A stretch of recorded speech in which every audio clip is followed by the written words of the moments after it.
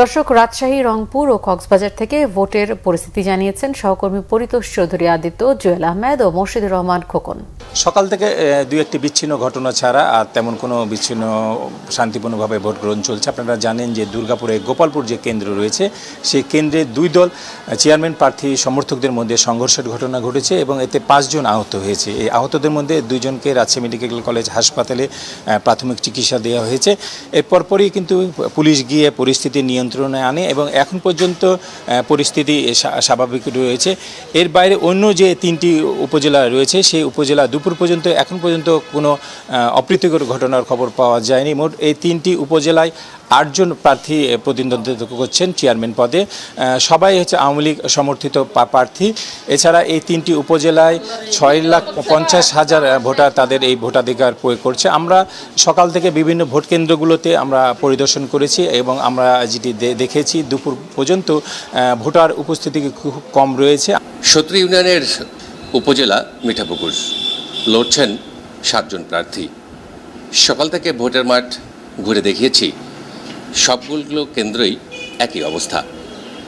সব কেন্দ্রেই প্রার্থীদের এজেন্ট রয়েছে, তৈরি রয়েছে নির্বাচন কমিশনও। এই উপজেলায় ভোটার রয়েছেন 4,46,396 জন, আর কেন্দ্র রয়েছেন 156টি। আমরা বুথগুলো একটু দেখানোর চেষ্টা করব। যদি এদিকে দেখাই, সবাই কিন্তু বসে আছেন, 2-1 জন করে আসছেন এবং ভোট দিয়ে যাচ্ছেন। ভোটের যে উৎসব, যে আনন্দ, দল বেঁধে যে আসেন ভোটাররা, সেই দৃশ্য আজকে আমরা খুব একটা দেখতে পাইনি।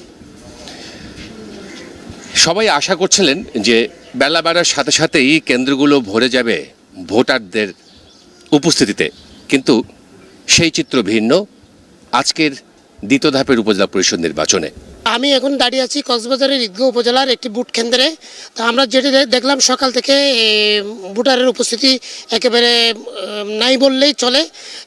মহিলা ভোটারের উপস্থিতি কিছুটা দেখা গেছে। আমি কক্সবাজারের ঈদগাঁও উপজেলার একাধিক কেন্দ্রে গেছি।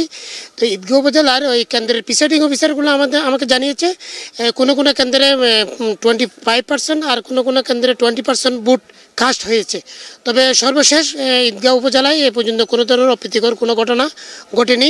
এই ছিল আমার কাছে সর্বশেষ।